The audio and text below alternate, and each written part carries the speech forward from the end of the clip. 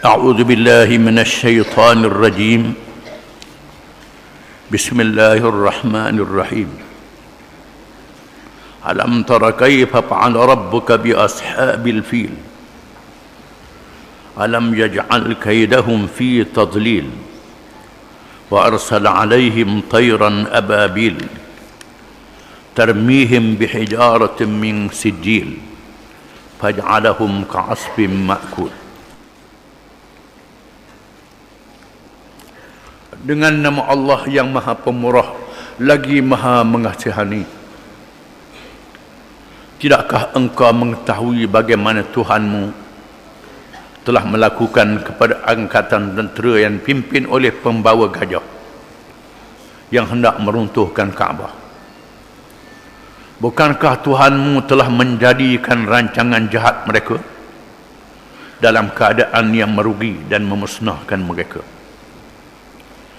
Dan ia telah menghantarkan kepada mereka rombongan burung berpasukan yang melontar mereka dengan batu-batu dari sejenis bak tanah yang dibakar keras. Lalu ia menjadikan mereka hancur berkecai seperti daun-daun kayu yang dimakan ulat.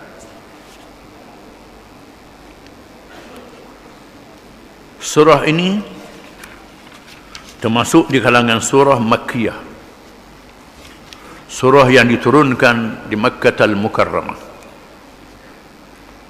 surah yang berkait dengan peristiwa yang besar yang diketahui oleh penduduk Mekah dan orang-orang Arab. Peristiwa bala tentera bergajah untuk menyerang Mekah dan merobohkan Kaabah. Berlakunya irhas, perkara yang luar biasa. Perkara luar biasa ni ada mukjizat. Mukjizat berlaku kepada orang yang jadi rasul, itu mukjizat. Orang tak boleh buat. Karamah, karamah berlaku pada orang yang soleh, yang baik, berlaku perkara luar biasa, itu karamah. Ma'unah, pertolongan Allah, berlaku pada orang Islam, tak ke baik, tak ke jahat. Irhas, berlaku perkara luar biasa pada orang Islam dan orang kafir. Allah Ta'ala melakukan sesuatu yang pelik untuk menunjukkan kekuasaannya. Irhas.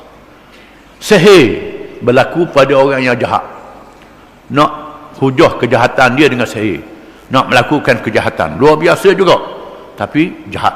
Ini perkara luar biasa. Peristiwa tentera bergajah ini peristiwa irhas, peristiwa luar biasa yang berlaku di Makkah Al-Mukarramah. Apabila Allah membinasakan tentera bergajah yang menyerang Mekah, bukan kerana penduduk Mekah yang menyembah berhala. Penyembah berhala dilaknat oleh Allah Ta'ala, kafir. Tetapi kerana Kaabah, bangunan yang dibina oleh Nabi Ibrahim AS, Rasul pilihan Allah yang akan menjadi kiblat kepada umat Islam di akhir zaman. Berlaku pada tahun dilahirkan Nabi SAW.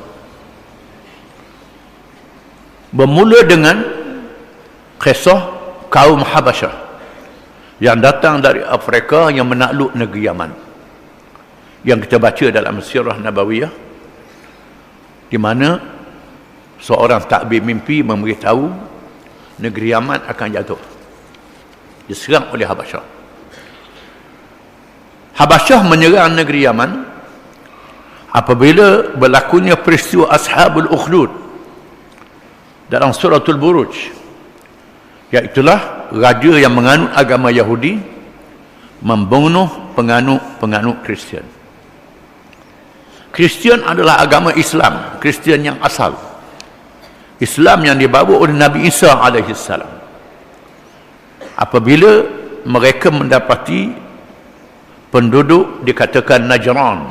Najran ialah wilayah di antara Arab Saudi dan Yaman, yang ditakluk, diperintah oleh raja Kristian, raja Yahudi. Mengetahui penduduknya sudah beriman dengan seorang rahib yang beriman kepada Allah, diikuti oleh pemuda yang ditugaskan untuk belajar ilmu sihir, tiba-tiba belajar dengan rahib, masuk Islam.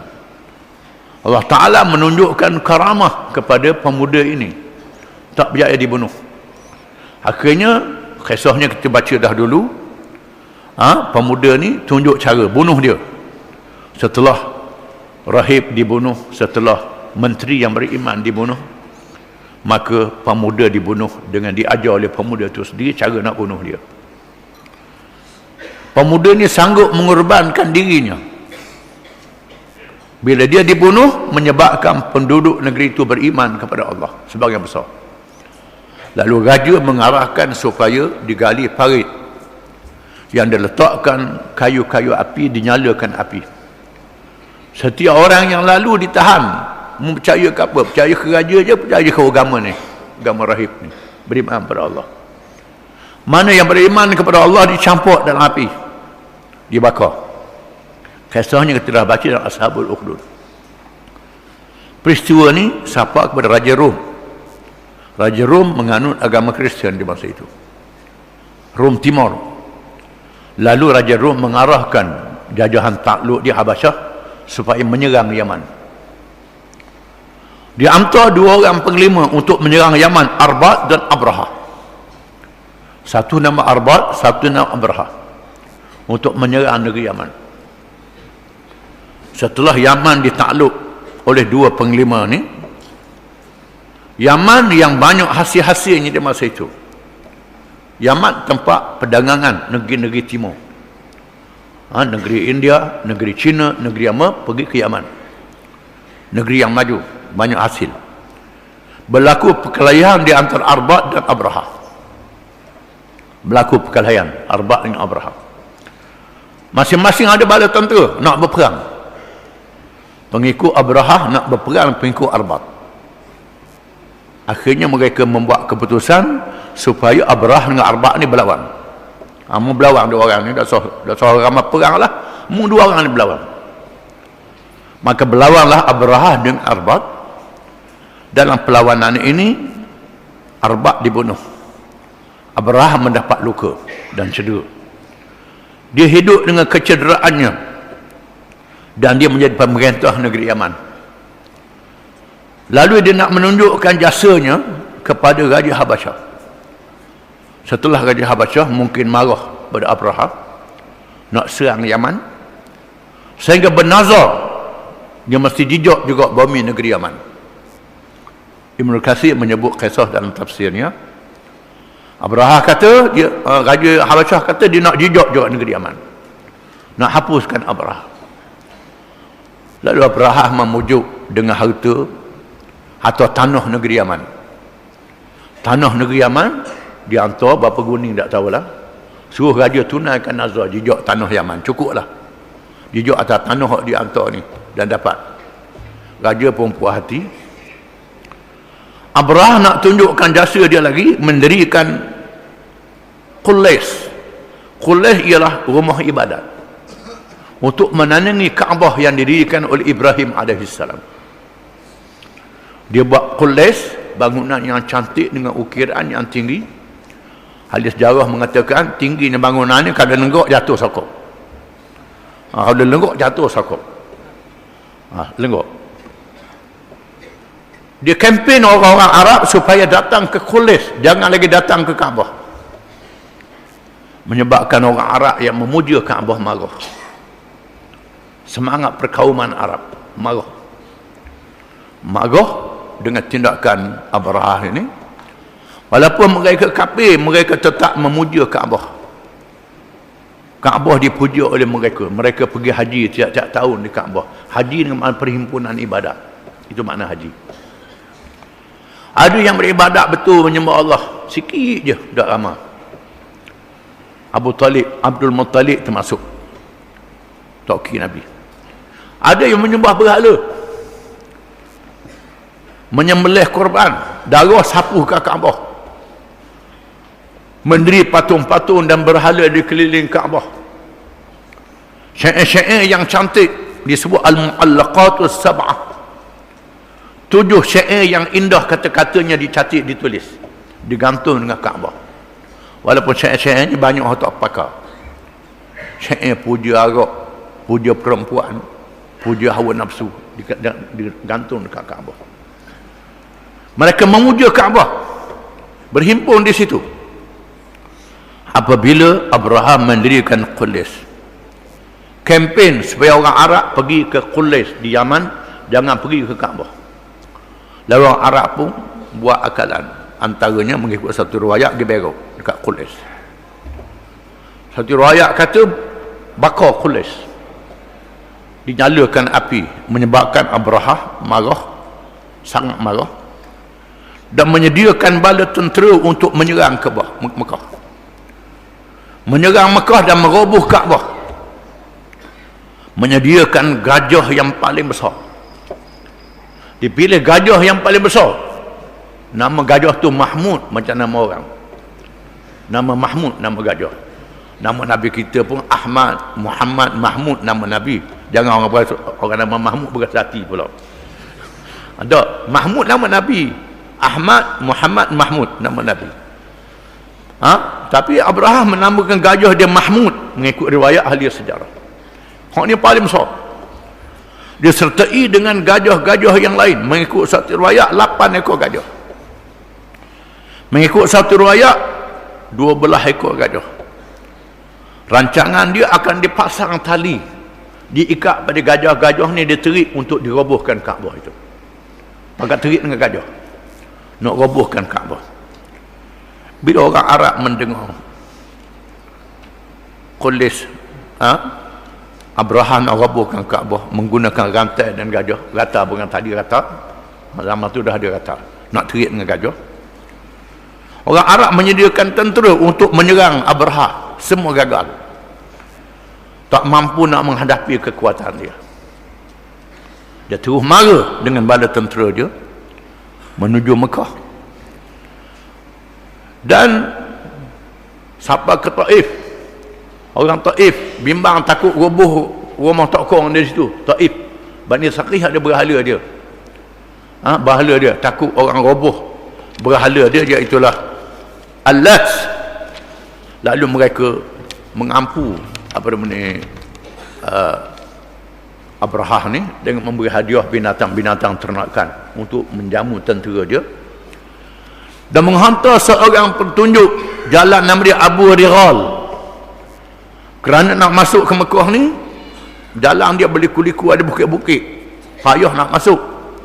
Dia hantar seorang yang nama Abu Righal, orang Arab juga, yang dia berilah bagi hadiah buat dia untuk memandu Abraham menyerang Mekah. Abu Righal digunakan untuk memandu tentera Abraham. Bila sampai di tempat nama Mughammas, Abu Righal mati. Allah Ta'ala balakan mati dia situ. Kubur Abu Righal ni gaya ceritanya di tempat orang Arab melotong.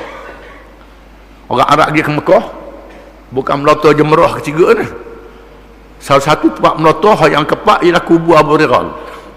Kan mengutuk Abu Righal ni memimpin Abraham untuk menyerang Mekah.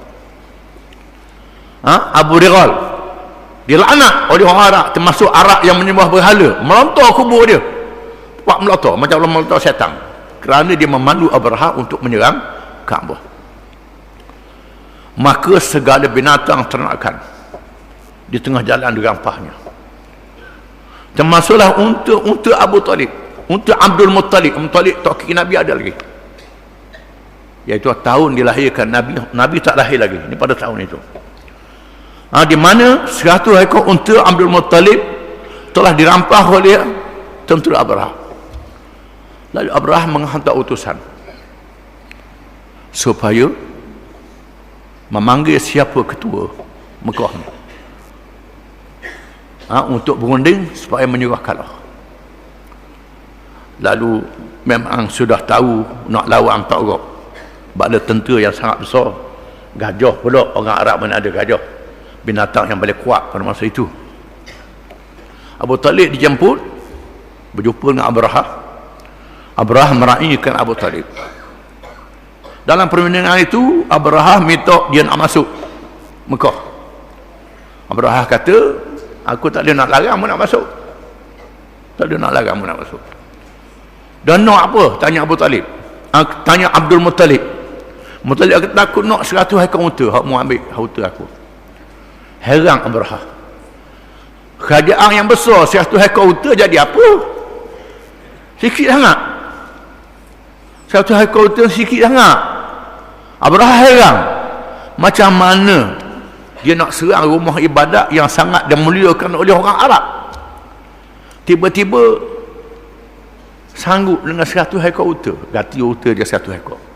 Abraha tanya, "Wak namu ni aku nak roboh rumah Kaabahmu yang sangat memuliakan. Mu minta aku ganti 100 ekor unta?" Malu lah dia, 100 ekor unta ni sikit sangat. Abu Talib kata, "Inna lil baiti rabban yahmih." Bagi Kaabah ni ada Tuhan yang jaga dia, bukan aku. Tuhan yang jaga dia, kata Abdul Muttalib ke Abraha. Aku suruh Tuhan, Tuhan yang jaga dia. Abraha berasa sedap lah. Lalu Abdul Muttalib pulang ke Mekah. Mengikut satu riwayat, Abdul Muttalib mengumpulkan unta-unta yang banyak untuk memujuk Abraha supaya jangan serang Kaabah. Sanggup beri hadiah. Itu kemampuan yang ada pada dia. Penduduk Mekah hadiah dengan harta dan lain-lain lagi. Dan apa membalik jangan serang Kaabah ni, mengikut satu riwayat. Abraha bertekad nak serang juga. Maka Abu Talib pergi dekat Kaabah, bertawaf barangkali dan berdoa. Pegang kelambu, pegang halqah pintu Kaabah dan berdoa. Doa dia masa tu, ya doa zaman tak ada Nabi. Apa dia baca dia? Lahumma, dia kata Allahumma, Lahumma innal mar'a yamna'u rahlahu famna' rihalak, la yaghlibanna salibuhum wa mihaluhum abadan mihalak. Al-Waqidi menambah, Abu Sadiq kata lagi, in kunta tarikahum wa qiblatana fa amrum ma badalak, kata Abdul Muttalib. Doa dekat Kaabah, pegang. Apa makna dia? Lahumma, ya Allah ya Tuhanku. Allahumma lah juga. Ini bahasa perbu, bahasa orang Arab. Lahumma, ya Allah ya Tuhanku. Innal mar'a yamna'u rahlahu famna' rihalak. Puak-puak ni bawa rombongan nak membinasakan rombonganmu, wahai Tuhan. La yaghlibanna salibahum abadan mihalak, di mana wahai Tuhan janganlah jadi salib mereka, agama mereka membinasa ajaranmu, wahai Tuhan. In kunta tarikahum wa qiblatana fa amrun ma badalak, wahai Tuhan kalau mu nak tinggalkan kiblat kami, itu urusanmu, buatlah apa yang nak buat, wahai Tuhan, kata Abdul Muttalib. Muttalib mengarahkan penduduk Mekah supaya meninggalkan rumah masing-masing, kerana bila tentera masuk akan berlaku keganasan, terutamanya pada perempuan, orang yang lemah. Suruh lari belaka, bersembunyi di bukit-bukit mengelilingi Mekah untuk melihat apa yang dibuat oleh Abraha dan bala tenteranya. Mereka berundur dan memerhati dari jauh. Tiba-tiba mereka melihat kawan-kawan burung yang ramai di langit. Burung yang ramai di langit, kawan-kawan burung yang ramai merupakan bala tentera Allah. Walillahi junudus samawati wal ard, dan bagi Allah itu bala tentera langit dan tentera bumi. Bagi Allah bala tentera langit dan tentera bumi. Jududul lam taroha, tentera yang kamu tak nampak pun ada juga tentera Allah Ta'ala. Jangan main. Tentera langit ada, tentera malaikat. Tentera bumi ada, termasuklah nyamuk. Nyamuk tentera Allah juga. Termasuk semut-semut. Nyamuk Aidis ni tentera Allah juga, jangan main. Ada tu buat salah apa-apa tu. Kena bertaubat pada Allah Ta'ala. Bukan sembuh wabak saja. Kalau sembuh wabak, maksiat buat juga tak jadi apa. Itu ada benda yang kita buat sesuatu, penyakit taun dan seumpamanya, kerana manusia melakukan kejahatan. Allah Ta'ala membinasakan Namrud dengan tentera nyamuk. Nyamuk Namrud ni dalam sejarahnya. Macam-macam dalam sejarahnya. Tentera Allah Ta'ala banyak. Tentera angin. Al-Ahzab dibinasakan dengan angin yang kuat. Mereka lari bertempiaran. Oleh kerana itu mereka yang berjuang untuk menegakkan Allah Ta'ala, jangan takut. Jangan takut nak berjuang Islam ni. Tuhan kata wa'iddu lahum mastata'tum min quwwah wa min ribatil khayli turhibuna bihi aduwallahi wa aduwakum. Sedialah kamu, Tuhan kata, dengan kekuatan sekadar kemampuan yang ada pada kamu, daripada tentera berkuda dan lain-lain, untuk menghadapi musuh Allah dan musuh-musuh kamu. Ada yang kamu tahu, ada yang kamu tak tahu, disebut dalam Quran. Sedialah mengikut kemampuan yang ada pada kamu, Tuhan kata. Bukan persediaan tu mesti sama dengan musuh-musuh kamu. Kamu kena sedia kekuatan mengikut qadar yang ada pada kamu. Mu mampu banyak mana, banyak tu lah. Ikhlas kerana Allah Ta'ala. Tidak menyembunyikan. Mampu RM10, RM10. Mampu RM100, RM100. Mampu RM1,000, RM1,000. Mampu RM5,000, RM5,000. Jangan sembunyi, Allah Ta'ala tahu. Ada orang yang mampu RM5 juta, derma RM500. Orang ke laut RM500 ni banyak dia derma. Allah, token ni derma sampai RM5,000, mana banyaknya token ni, dia boleh derma RM5 juta. Dia derma ke sejik, derma ke sekolah agama RM5,000 je. Kalau derma kat lain betul. Kita orang kampung ni, Allah, banyaknya derma sampai RM5,000 mana. Tuhan tahu. Ni nipu besar ni. Nak kacik orang kampung. Beri sini RM10,000, beri kat lain RM10 juta. Beri ke Islam RM100,000, beri ke lawan Islam RM100 juta. Allah Ta'ala tahu. Sebab itu Allah Ta'ala kata mastata'tum, mengikut apa yang kamu mampu. Memampu banyak mana? Banyak itu. Kalau memampu banyak tu, lepas tu Allah Ta'ala hantar bala tentera dia. Allah Ta'ala hantar bala tentera dia untuk membinasakan musuh-musuhnya. Nabi kata khairus sahabati arba'ah wa khairul liwa'i arba'um'ah wa khairul juyushi arba'atu alaf lan yughlaba min asnai asharata min qillah. Nabi sebut hadis. Sebaik-baik berkawan 4 orang, sebaik-baik pasukan 400, sebaik-baik tentera 4,000, kata Nabi. Orang Islam tak boleh dikalah kalau jumlah dia 12,000. Orang Islam jumlah dia 12,000 orang, tak boleh dikalah oleh musuh yang beribu kali ganda. Nabi kata kalau kalah juga mesti ada sebab-sebab yang lain, kelemahan yang ada pada diri mereka. Maka Allah Ta'ala menyuruh mastata'tum, mengikut kemampuan kamu. Setelah kamu menyediakan kekuatan mengikut kemampuan yang ada pada kamu, maka Allah akan menghantar pada tenteranya. Inilah yang berlaku dalam kisah Ashabul Fil. Itu yang ada pada Abu Talib. Penduduk Mekah kafir semua. Abu Talib dan segelintir saja yang beriman. Allah Ta'ala menghantarkan bala tentera burung untuk membinasakan Abrahah dan bala tentera yang besar. Alam tara kayfa fa'ala rabbuka bi ashabil fil? Adakah kamu tidak lihat, kamu tak tahu wahai Muhammad sallallahu alaihi wasallam? Nabi tak ada di masa itu. Nabi dilahirkan tahu itu. Apa yang Tuhan membuat kepada bala tentera bergajah? Alam yaj'al kaidahum fi tadlil? Adakah Allah tidak menjadikan segala perancangan mereka dalam kesesatan?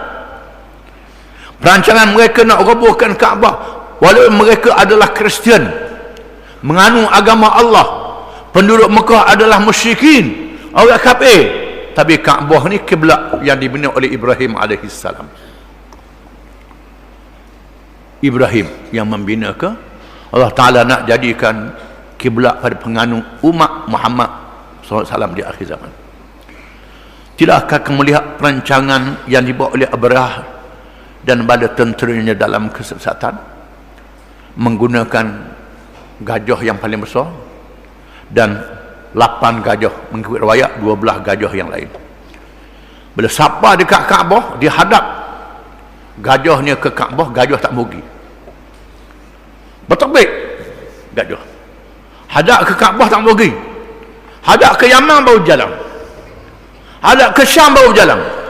Hadap ke Kaabah tak nak berjalan. Tak nak buat. Mengikut satu riwayat, seorang pemimpin Mekah bisik ke telinga gajah. Dia buat ikut samalah dengan Abraham ni. Siapa kat dengan gajah besar tu, dia bisik ke gajah. Bukan dia bisik, dia tak tahulah. Ada orang meriwayatkan, dia bisik mu ni gajah, kalau mu ikut Tuhan, jangan ikut. Itu lebih kurangnya barangkali, wallahu alam. Macam-macam riwayat ceritanya. Gajah berhenti juga. Ini pelik. Binatang yang Tuhan beri ada kebijaksanaan sampai hari ni pun. Tak dia cakap besar dengan gajah ni. Orang besar cakap besar. Ada manusia ni dia berasa dia besar pada gajah. Cakap besar. Hanya dijak di gajah. Ni. Gajah ni binatang yang bijak. Bila hadap ke lain dia pergi. Hadap ke Kaabah tak nak pergi. Tak nak buat. Tiba-tiba wa arsala alaihim tayran ababil, lalu Allah menghantarkan mereka burung yang berkawan-kawan. Apa makna tayran ababil? Burung yang berkawan-kawan, ramai kawan, nampak gerak, kawan berpasukan burung ini, berkawan burung ini. Macam-macam riwayat burung, ada kata warna hijau, ada kata warna hitam, paruh dia kuning. Semua hak cerita-cerita tu cerita orang kata tua belaka, tak ada riwayat yang sahih. Burung lah senang. Jangan peduli lah warna hijau ke biru ke kuning apa ke. Ada balik tentu Allah Ta'ala melaksanakan duduk ke warna. Ini satu hal juga duduk ke warna. Duduk bala bahasa warna. Ini ulama-ulama ni bukan sebarangan orang. Ulama-ulama bala warna burung ni hijau. Berakhir ke hijau nak warna. Ada kata warna paruh dia kuning, ada warna. Ini ulama-ulama bahas warna ni. Ada ulama kata warna hitam. Macam-macam riwayat itu tak ada sebut dalam Quran, dalam hadis warna apa tak ada. Burung. Ada riwayat mengatakan paruh macam burung, kaki macam anjing, macam-macam. Itu semua riwayat-riwayat mengarut belaka. Ada dalam kitab belaka ni. Cumanya riwayat yang sahihnya burung ni dikatakan lebih kecil pada burung pati. Kecil pada burung pati. Di paruh dia ada batu, dua kaki dia ada batu. Tiap-tiap burung 3 butir batu. Tiap-tiap ekor burung. Terus burung ni melepaskan batunya. Melepaskan batu-batu yang kecil. Sebesar kacang saja batu ni. Tarmihim bihijaratin min sijil.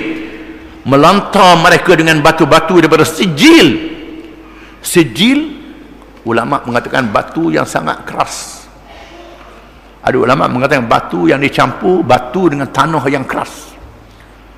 Ada ulama kata tanah yang keras yang dibakar jadi keras macam batu tanah ni. Wallahu a'lamu bis-shawab. Allah Taala yang Maha mengetahui. Tarmihim bil faj'alahum ka'asfin ma'kul. Maka jadilah mereka yang ditimbuk oleh batu-batu ni yang tepat sasarannya. Tepat sasarannya ka'asfin ma'kul, macam daun kayu yang dimakan ulat. Bila kena batu ni jatuh atas kepala, tembuh kot dua. Jatuh balik kanan, tembuh balik kiri. Kuatnya batu ni. Sebab jasa kena batu ni putus anggota-anggota ni. Siapa hancur anggota, jatuh putus. Siapa sendi tangan putus anggota, hancur lebur badan. Kata orang macam sakit pecah belah, teruk lagi. Ini dahsyat batu yang dicipta oleh Allah Ta'ala khusus untuk membinasakan tentera Abraha yang nak robohkan Kaabah.